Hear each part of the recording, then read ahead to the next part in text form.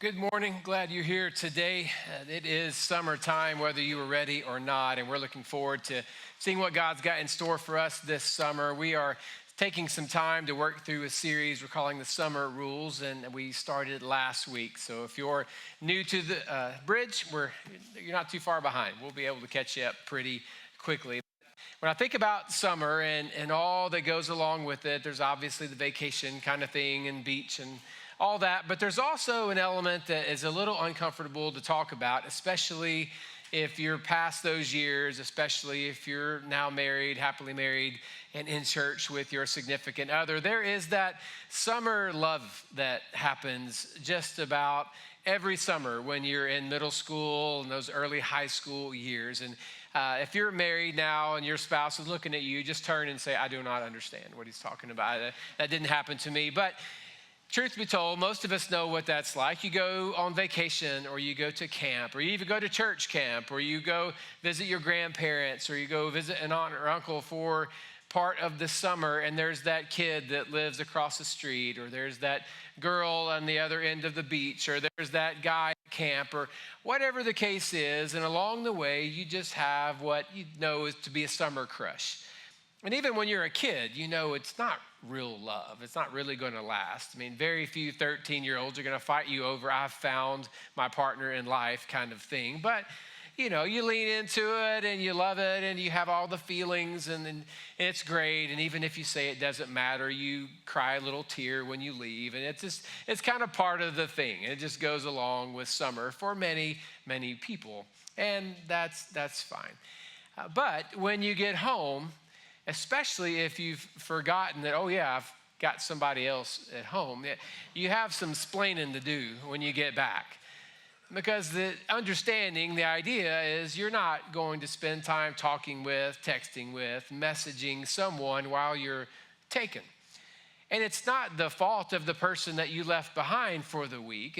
It's not that they're dealing with insecurity or they should grow up they have a right to be jealous. Like, that should not be what they're working through, but it is. And so there is jealousy that is involved, and you can't really blame them. So you have to work through that together as a couple.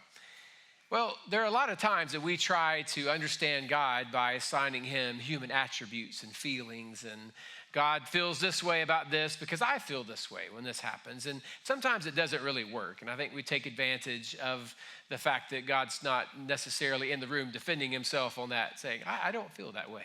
But when it comes to jealousy, that actually is something we know that God feels, that he experiences. God says, I am a jealous God. I'm not into sharing my affection for you with anyone else. And I don't want you to share your loyalty with anyone else. I expect you to be faithful to me the way I am to you. He says, I'm a jealous God. I don't want to share you with anyone else.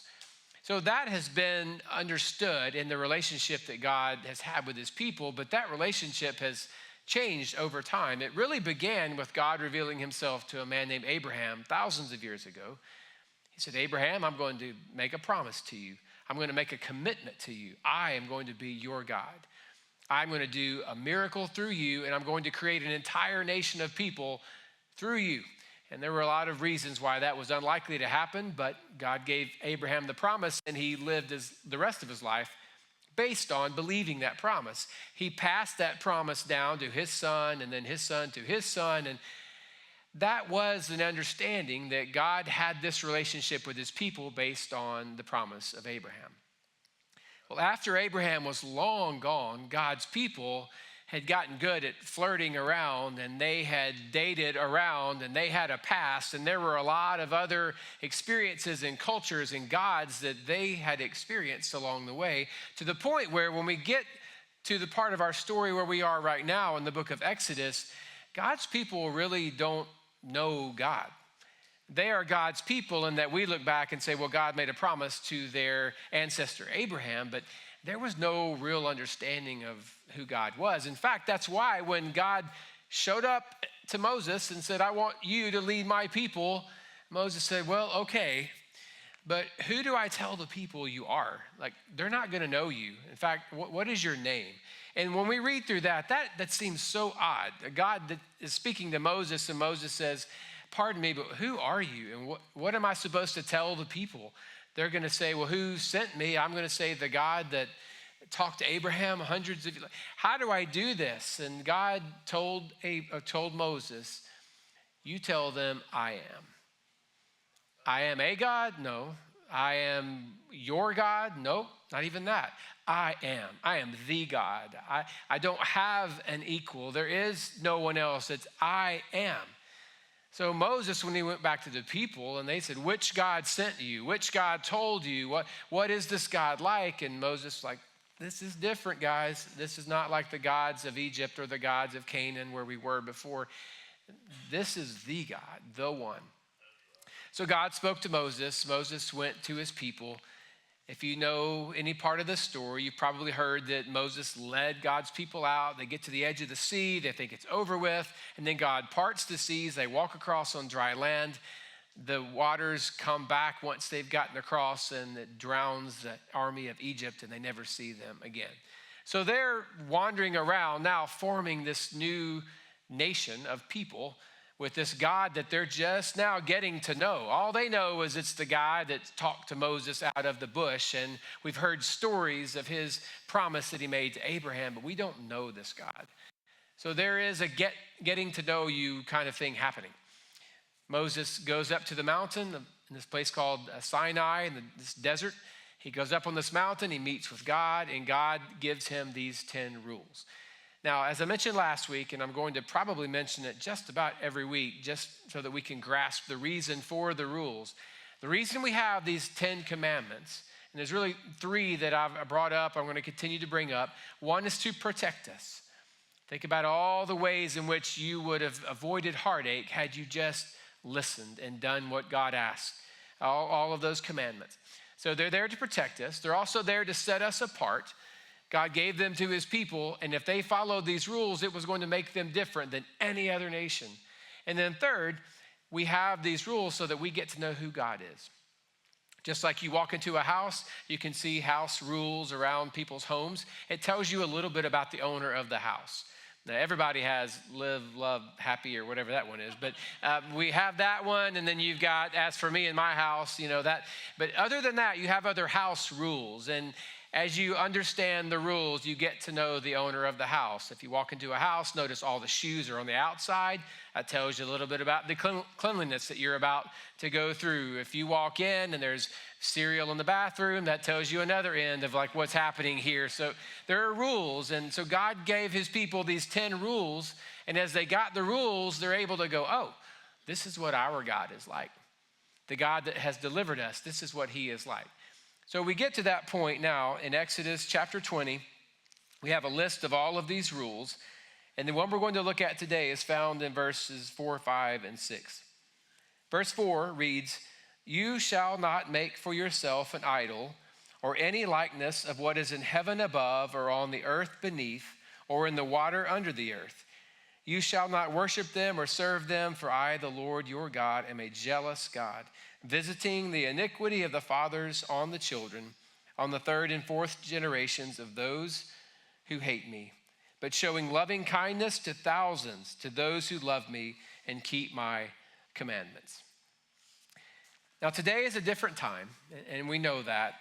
During Moses' time, the people were not cheating on God with schedules and sports and busyness and their phones and on and on and on. They were cheating on God with carved and shaped images. They literally had gods that were made out of wood, or symbols that represented the gods that were made out of wood or of iron or of some other metal or maybe even gold. They were familiar with those kinds of images. And all those images, those gods, were either transferred or passed down. I don't know how often it was to create a brand new one. Most of the time you went to a certain place, you got to know the gods of their people, and those became your gods. So it's a very different scenario. So I want us to try to find a little common ground, if there is any, because things are very different for us today. And I doubt very seriously that many of you have wooden idols or images that you have in your pocket or your purse right now. That's probably not a thing for most of us. I get it. If it is, welcome to the bridge. You're still welcome here. I don't understand what's going on with you, but that's cool, and we can talk afterwards. But you are welcome in this place. But we're probably not really struggling with the image idols in that way. So I want us to try to find some common ground, and we'll work through this to hopefully a logical understanding and application here in a moment. So what is an idol? I want to give two thoughts here. It's not a definition, a Bible definition of an idol. I want to always clarify from what God's word says and what I'm trying to communicate here. This is just a way maybe to understand and get some common ground between what we know as an idol and what the people during Moses' time did. An idol is an attempt to make a god out of something that God has made. So you're taking something that the Creator has already created, and we're trying to create something new and to assign more power or more authority or more importance to it.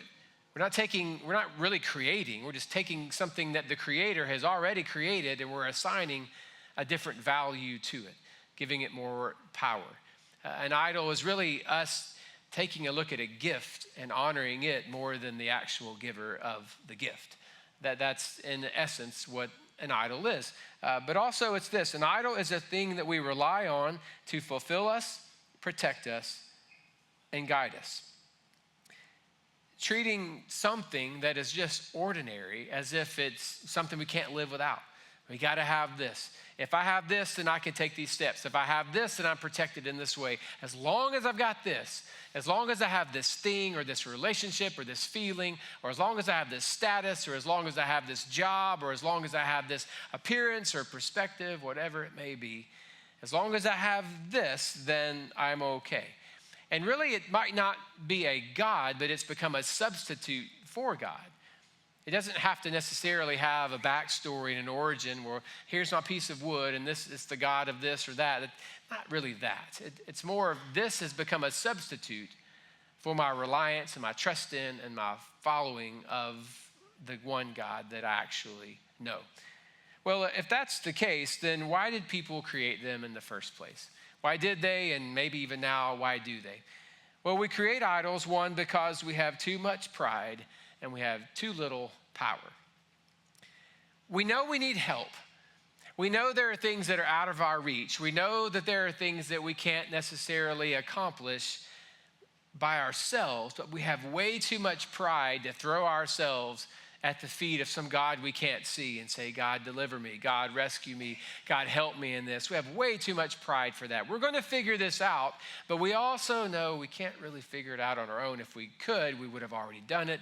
So we have this middle ground where we want to create something that has a bit of divinity, some bit of holiness to it, but it's not really God. And then secondly, we create idols because we want to share the burden, but maintain control. And most of us are control freaks, and we want to be able to maintain that kind of control. I still need help from something other than me, but I don't want that help telling me what to do. I don't want that help telling me how to live my life. I don't want that help nagging on me if I mess up a little bit or if I get outside of the boundaries of what I said I was going to do. I don't want that kind of oversight, but I know I need a little help. So for thousands of years, God's people have created idols, created gods in order to try to find a way to have this middle ground. And it's no surprise that when God's people were in the land that ultimately would be the promised land, that the primary gods that they were going to deal with were the god of rain and thunder, Baal, and then his Asherah poles that were representing the goddess of fertility. Why? Because that was the main issue. This climate is jacked up and we can't really grow stuff and we don't have enough rain. So these are going to become the two gods here. And so when they moved into that place, and all throughout the Old Testament, we read about the worship of these gods, it's because the people needed something. They needed rain, they needed crops. Well, how are we going to do that? We're going to make sure that we worship to these gods because they hold the key to it, and they don't tell us how to live our lives. So with that as the background of idol worship, that's when people, and that's the times when you and me, when we go into our little labs and we try to figure out a way to imagine up a God that is going to bless us but not mess with us, a God that is going to give us power, that's going to show his favor on us, but it's not going to tell us what to do, and we begin to create. There's an old movie that most of us have not seen, but we know really well, the movie Frankenstein. It was released in the 30s. It was based on a book that was written in the 1800s. And I would say by the time I was in kindergarten, I could draw you a picture of Frankenstein. But I can promise you, in no part of my preschool upbringing did we stop and take a day off to watch Frankenstein. We did not watch the movie, but somehow in my head, I knew what Frankenstein looked like. And I could draw the bolts, and I could draw the head, the flat head. I knew he was big and had the big shoes and the whole deal. I knew how he walked, and I knew Frankenstein. And then as I grew up, I realized I had no clue, because it's not even his name, that Frankenstein is not the monster. The monster is called The Monster if you look at the cast on IMDb. It's like The Monster. Why is it called Frankenstein? Because the guy that created him had the name Dr. Frankenstein. So my whole life I'm thinking, well, the monster is, just is Frankenstein.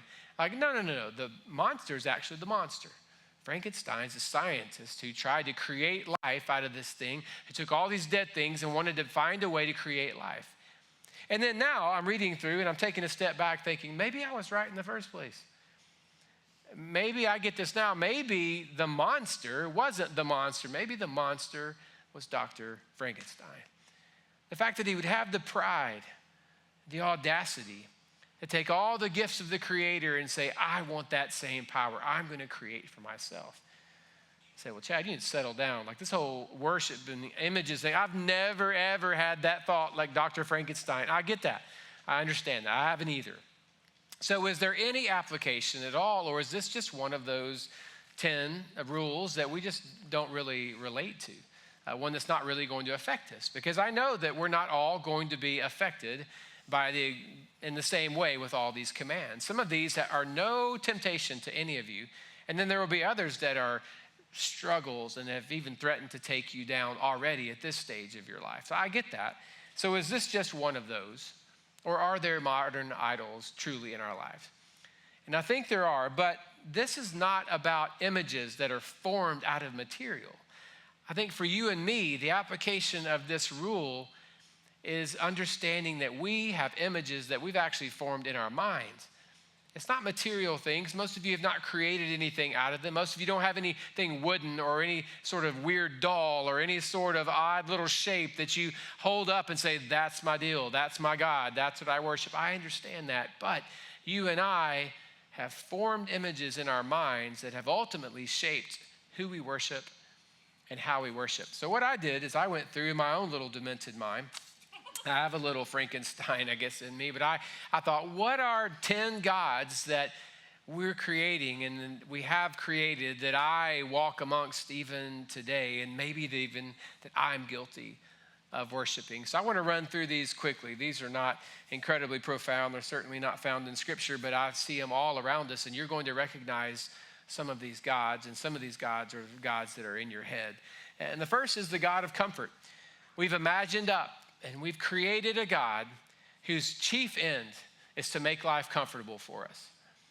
And if there's anything that frustrates us, bothers us, gets us off a little bit, we're like, well, that's not from God. God would never, no, he would never have me in that spot. He would never have me in that position. He would never put me in an uncomfortable spot. He would never push me out of my comfort zone into a place that's going to affect me negatively. And so for you, your entire faith understanding, your entire worldview is based on the fact that you have created an image of God that is your own, because that is not the image that God presents in his word, this God of comfort. Then there's the God of success.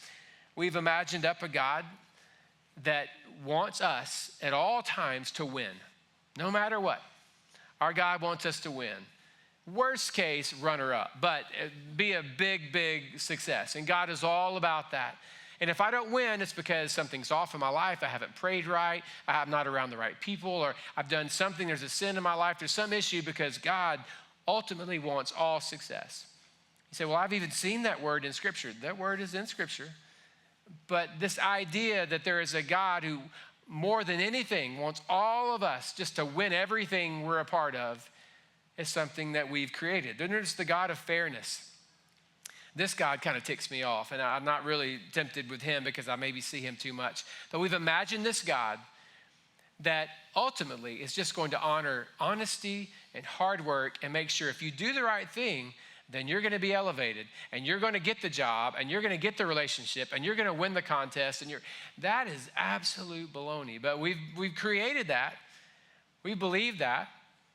And I love when we get to the end of a championship of some sport or maybe like some award show in Hollywood where they say, this just goes to show you, if you work hard, do your best, you can do anything. I mean, that's what that is. Like, no. You won because you are 6'6", 275 pounds, and we're not. That's why you won that. You won that because you are physically beautiful, and that's the only reason you're there. You won that because you can run a 4.32 in the 40. You say, what does that mean? It probably doesn't even affect you then if you don't even know what that means. That means you are really fast. Like we tell our kids that. We probably all ought to march down the kids area right now, just apologize to all those kids and say, honestly, you can't do anything you want to do. You can't sing, you can't run, you can't jump. You can't even read. You should be reading it. Like we try to apologize because we've made everybody believe anything. Listen, God is a God of justice, but life is not fair. And so when we start to feel like we have this God of fairness we've created, I know it's silly, but our entire faith system starts to crumble when we watch people who have done less rise above us, who are not even caring as much as we care, and they're taking our places. It doesn't make any sense. It's not right in our minds. But even though God is a just God, fairness is not, at the end of the day, the reason that we have creation around us. God didn't say, I am just a God of fairness. I want to create a world where everything is fair. It's not fair from our perspective. The God of achievement. We've imagined up a God that is almost impressed when we do things other people can't do and won't do. And so when we do something with close to perfection, whether it's a 4.0 or it's creating something or making something, inventing something, succeeding when no one else thought we could, we feel like in that moment, God is most proud of us. You say, well, what's wrong with that? Because in most of life, we don't feel that way. And we continue to think that God's disappointed in us because we haven't achieved.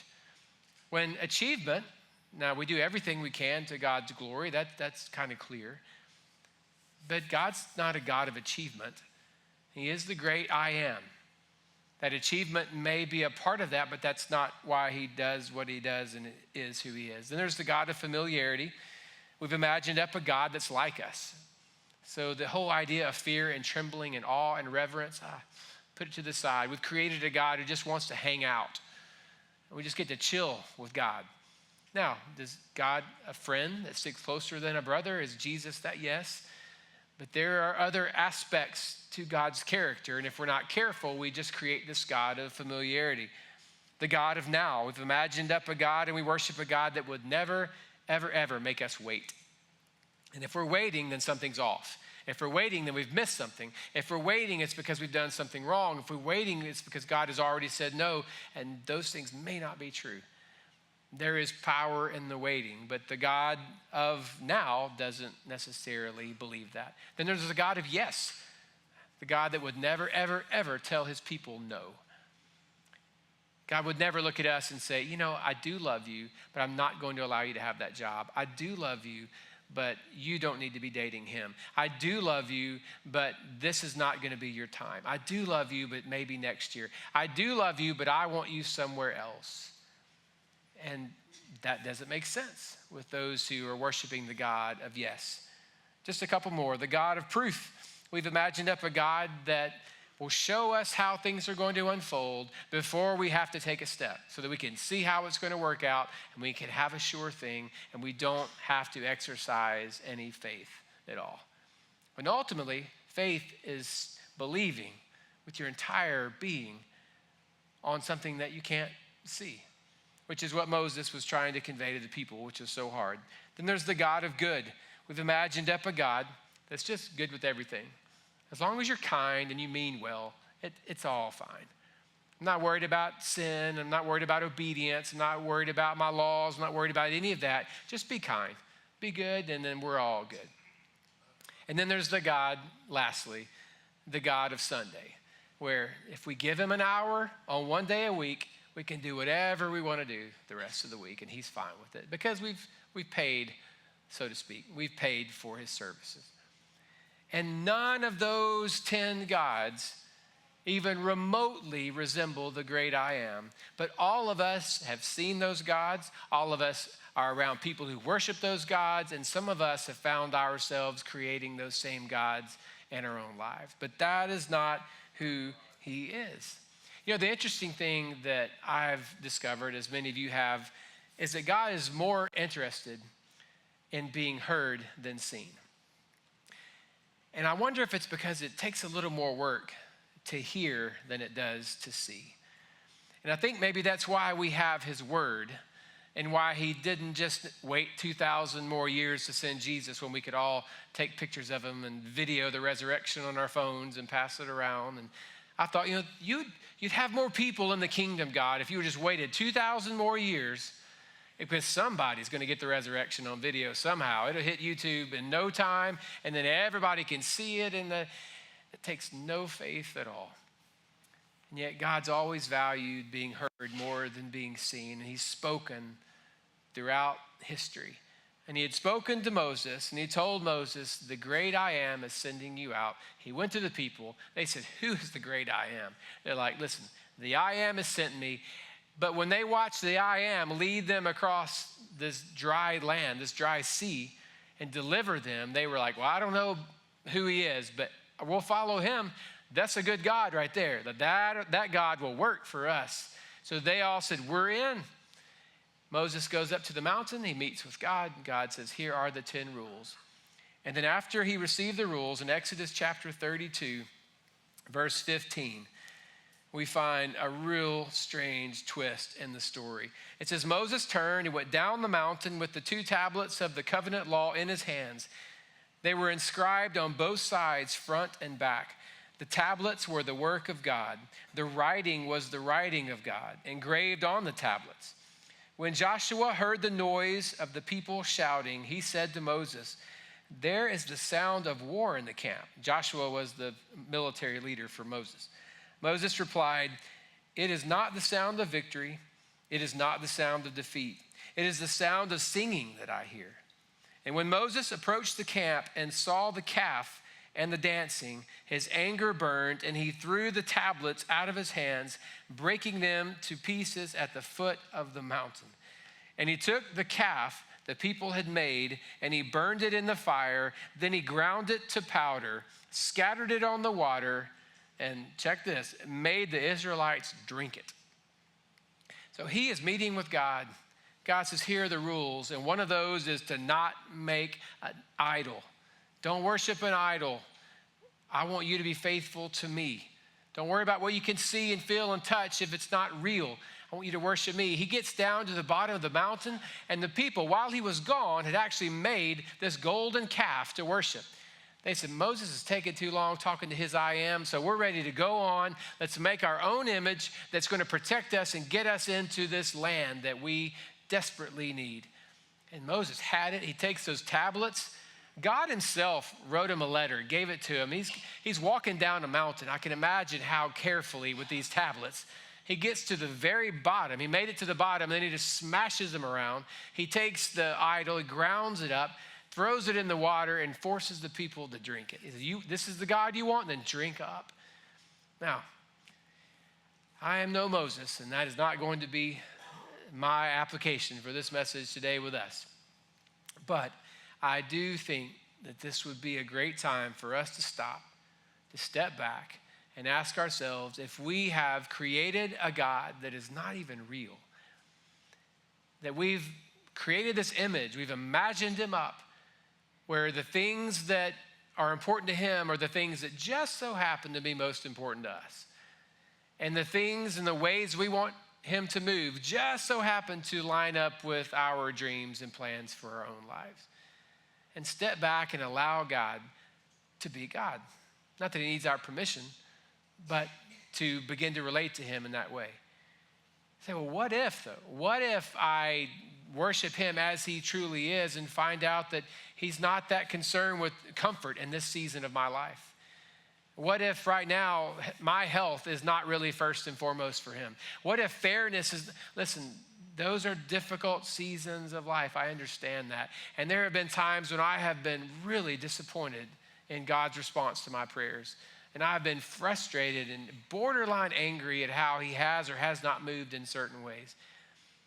But then I continue to go back. When I question his fairness, when I question my comfort, when I question the direction, when I question why I can't seem to see him or hear him move in my life, I'm reminded that I still know that he loved me enough to leave the glory of heaven, to come to the grit and grime of earth and give his life for me, so that I, in my rebellion and in my stubbornness and in my gross sin that he is not about, could still come home. And if that's the only evidence I ever have that God is for me, that is enough.